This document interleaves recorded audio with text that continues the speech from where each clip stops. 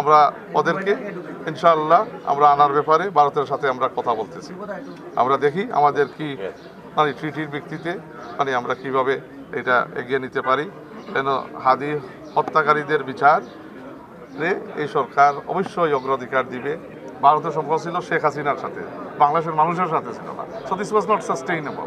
ভারতের সাথে মানে জনগণের সম্পর্ক, আমাদের জনগণের সম্পর্ক হইতে হবে। ভারতও আমাদের জনগণের প্রতি এবং তাদের ইন্টারেস্টের প্রতি আগ্রহ দেখাইতে হবে। এই দুই জিনিস যদি প্রেজেন্ট এখানে যদি the relations is between two peoples of the country, then it is sustainable. If it's between two governments alone, এটা সাস্টেইনেবল না। বিগত 15 বছর 16 বছর কী ছিল? ভারতের সম্পর্ক ছিল শেখ হাসিনার সাথে, বাংলাদেশের মানুষের সাথে ছিল না। So this was not sustainable. Sustainable সম্পর্ক করতে হইলে it has to be people to people.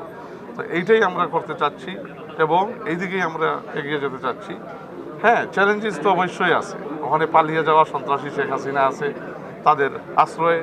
তো ওখানে যাতে ওখান থেকে সে কোনো কিছু এমন সন্ত্রাসী পদক্ষেপ না নিতে পারে যাতে আমাদের দেশের ভিতরে কোনো ডিস্টেবিলাইজেশন তৈরি করতে পারে।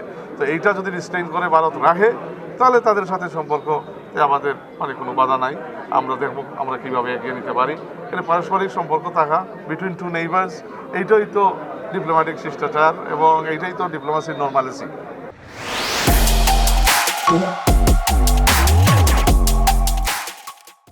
শুনেছি গ্রেফতার হয়েছে এই হত্যাকাণ্ডের যাতে জড়িত কয়জন চেহরিয়া, এবং আমরা এটার ব্যাপারে পদক্ষেপ মানে আমরা জানতে চাচ্ছি আরও তথ্য এবং আমরা ওদেরকে ইনশাআল্লাহ আমরা আনার ব্যাপারে ভারতের সাথে আমরা কথা বলতেছি।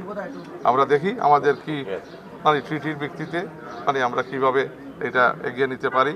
কেন হাদি হত্যাকারীদের বিচার এই সরকার অবশ্যই অগ্রাধিকার দিবে এবং এটা নৃশংস একটা হত্যাকাণ্ড এবং এই বিচার মানে বাংলাদেশের মানুষের দাবি এবং আমরা এটা অবশ্যই পূরণ করব। যে যেখানে আছে পালিয়ে গেলেও আমরা চেষ্টা করব আনার।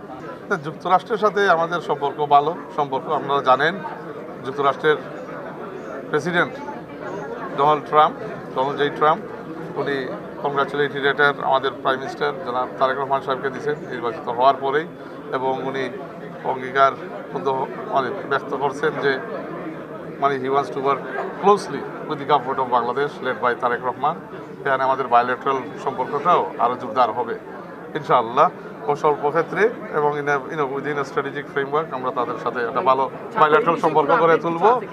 এনার্জির সেক্টরের ক্ষেত্রে এনার্জি দেখেন সব ক্ষেত্রেই মানে ডাইভার্সিফাই করতে হবে। এইটাই মানে এনার্জি সিকিউরিটির একটা মানে পলিসি। সাধারণত ডাইভার্সিফাই করে রাখতে হবে। তো যেখানে আমাদের দেশের স্বার্থে যেখান থেকে আমরা কিনতে পারবো, এটা তেল হোক ডিজেল হোক আর যাই হোক, মানে যাতে আমাদের ন্যাশনাল ইন্টারেস্টের ডিমান্ডটা মানে ঘাটতি যদি মানে পূরণ করে এবং রাইট প্রাইসে উই বাই ইট। সো বাংলাদেশের সরকার, বর্তমান সরকার যা যা করা দরকার মানুষের জন্য, বাংলাদেশের মানুষের প্রয়োজনে তাই করবে। মানুষ জনগণ হচ্ছে আমাদের প্রধান এই মানে their safety and welfare, Bangladeshi নাগরিকদের this is our top most concern. এটা হোক মধ্যপ্রাচ্যে যারা আছে বা যারা আসিয়া স্ট্যান্ডার্ড হয়েছিল দেশের ভিতরে, তো এদেরকে মানে ফ্লাইটে যাতে আবার যাতায়াত করতে পারে সময় যখন আবার মানে ওপেন হয় এয়ার স্পেসটা। তারপরে আপনার তাদের কোনো কর্মসংস্থান ওখানে থাকে, ভিসা সংক্রান্ত বিষয় থাকে। আমরা আহ্বান জানাইছি এগুলার এক্সটেনশন করার জন্য। তো আমরা ইন্টারমিনিস্ট্রিয়াল কমিটি প্রধানমন্ত্রী সাহেব করে দিছে, এটা আমরা যৌথভাবে আমরা কাজ করতেছি যাতে তাদের ওয়েলফেয়ারকে সেন্টারে রেখে এই ক্রাইসিসে আমাদের কাছে সর্বোচ্চ প্রাধান্য পায় বাংলাদেশি নাগরিকরা, এবং তাদেরকে কীভাবে মানে তাদের welfare, health and safety is the top most.